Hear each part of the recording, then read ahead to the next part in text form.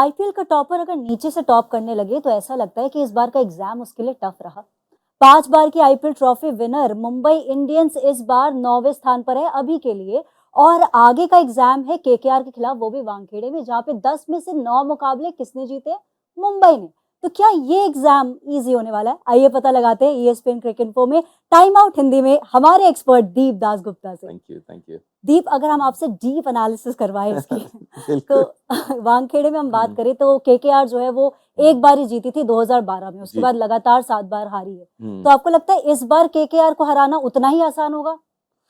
इस बार शायद उतना आसान ना हो, क्योंकि ऑब्वियसली जिस तरीके से केकेआर खेल रही है, जिस तरीके से मुंबई इंडियंस खेल रही है, और कहीं ना कहीं मुझे लगता है कि वो केकेआर जो वो मुंबई इंडियंस के खिलाफ जब खेलते हैं ना, वो एक साइकोलॉजिकल थोड़ा सा हो जाता है कि बेटर टीम है और ऐसा रिकॉर्ड है। तो मेरे ख्याल से गौतम के आने से उसमें थोड़ा फर्क पड़ेगा, क्योंकि गौतम, जितना मैं उनको जानता हूँ और जैसे वो काम करते हैं अपना और टीम चलाते हैं, वो बहुत ही अलग तरीके से चलाते हैं। तो मेरे ख्याल से वो साइकोलॉजिकल जो इफेक्ट था इसके पहले, जो मुझे लगता है वो शायद ना हो गौतम के रहने से उस खेमे में। और साथ में मुंबई इंडियंस भी जैसा रहा आपने अभी, जैसे बहुत अच्छी तरीके से कहा कि नीचे से टॉप कर रहे हैं, दूसरी तरफ केकेआर का बड़ा अच्छा सीजन रहा है, तो उतना आसान नहीं होने वाला। इतना आसान नहीं होने वाला, लेकिन क्या रोहित शर्मा के लिए आसान होने वाला है? क्योंकि जो पावर प्ले में हम पावर देखते थे उनकी, अभी लास्ट जो 3 मुकाबले उसमें सिंगल्स वो दे पाए, और सबसे मतलब यहाँ पे टफ जो मुकाबला है वो उनका लेफ्ट आर्म पेसर्स के खिलाफ है। वो लगातार लेफ्ट आर्म पेसर से वो हारे हैं, ट्रेंट बोल्ट हो गए या फिर सैम करन हो गए। तो यहाँ पर आपको लगता है मिचेल स्टार्क जो है उनके लिए खतरनाक साबित हो सकते हैं? अगर आप पिछले 3-4 साल उठा के देख लें तो रोहित का थोड़ा सा वो रहा है लेफ्ट आर्म सीमर के खिलाफ, और ये कोई नई बात नहीं है, इस साल थोड़ा सा ज्यादा दिख रहा है। तो दिमाग में जरूर रोहित के होगा, इसमें कोई दो राय नहीं है। मुश्किल ये हो जाता है कि जब बॉल स्विंग होने लगता है, जब अंदर बॉल आता है, तब वो बाहर वाले बॉल पे आउट होते हैं। अगर आप नोटिस करेंगे तो बहुत कम अब अंदर वाली बॉल पे आउट होते हैं, लेकिन जो लीव करता है, जो एंगल के साथ बाहर जाता है, उस पे कॉट बिहाइंड वगैरह आउट होते हैं। तो कहीं ना कहीं डिपेंड करता है कि कितना स्विंग मिल पा रहा है स्टार्क को, और किस हिसाब से रोहित उनका गेम प्लान है। लेकिन ये एक बहुत बड़ा थ्रेट है, इसमें कोई दो राय नहीं है। तो सुनील नारायण थ्रेट हो सकते हैं, क्योंकि 24 टी20 में से 9 बार जो आउट किया उन्होंने रोहित शर्मा को। बिल्कुल, और सुनील अच्छा डाल भी रहे हैं, तो वो भी हो सकता है। अगर पिछले 1-2 मैचेस में काफी टीम्स ने सुनील को आराम से खेल के उनके ओवर्स निकालने की कोशिश की है, क्या रोहित वैसा करना चाहेंगे? इट बी क्वाइट इंटरेस्टिंग, क्योंकि मुंबई इस वक्त जिस मोड़ पे है, वहां पे देखिए क्वालिफाई करना बहुत मुश्किल है, लेकिन अगर खुल के खेलेंगे तो वो डेंजरस हो सकते हैं, क्योंकि अब तो there is nothing to lose वाली बात है कि भैया कुछ भी होगा, ठीक है, जो होगा देखा जाएगा। सेकेंडली, अगले साल बड़ा ऑक्शन है, तो काफी लोग अगले बड़े कॉन्ट्रैक्ट के लिए भी खेल रहे होंगे। तो it will be very interesting Mumbai Indians का अप्रोच। तो टू आंसर योर क्वेश्चन, जी हाँ, मुश्किल होगा। सुनील नारायण अच्छे बॉलर्स हैं, they have got a really good bowling attack, लेकिन it boils down to Mumbai Indians के बल्लेबाज, और खासकर रोहित, जब हम बात कर रहे हैं, किस माइंडसेट के साथ उतर रहे हैं। तो आप पावर प्ले में सुनील नारायण को देखते हैं बॉलिंग करते हुए? आई वोंट बी सरप्राइज अगर सुनील नारायण डालते हैं कम से कम एक ओवर। वो थोड़ा सा हो सकता है कि वो, वरुण ने उतना ज्यादा नहीं डाला पावर प्ले ने पे में, सुनील ने जरूर डाला है, तो शायद इसमें भी डालें एक ओवर। और यहाँ पर हम आपको एक छोटी सी बात बता दें, लेकिन बड़ी मोटी बात है, वो ये है कि पावर प्ले में मुंबई इंडियंस 19 बार जो है ना अपने विकेट गवा चुकी है अब तक आईपीएल के सीजन में। यहाँ पर दीप एक और बात आपसे बात पूछूंगी जो कि बहुत जरूरी है, वो ये है कि फ्लाइंग किस कितना महंगा पड़ सकता है? ये तो ये कोई हर्षित राणा से पूछे। अभी फिर से उनपे फाइन लग गया और फिर से बैन भी हो गया, जबकि यहाँ पर तो बचाया था, नहीं मारा था फ्लाइंग किस। तो यहाँ पे हर्षित राणा का रिप्लेसमेंट कौन होगा? हर्षित का रहने से ना, और खासकर इस पिच के ऊपर जहाँ पे देखिए स्पिनर्स का उतना ज्यादा काम रहता नहीं है वानखेड़े में। हालांकि सुनील और वरुण अलग तरीके के स्पिनर हैं, लेकिन तेज गेंदबाजों में हर्षित एक बहुत ही अच्छे उभरते हुए गेंदबाज हैं, और इस पिच में उनकी जरूरत थी, तो definitely KKR will miss him. Chetan Sakariya को आप देखते हैं? चेतन भी डाल सकते हैं। इनफैक्ट मेरे ख्याल से पिछले साल एक अच्छा मैच रहा चेतन का यहाँ पे वानखेड़े में, if I am not wrong, वो शायद बीसी के लिए खेल रहे थे पिछले साल।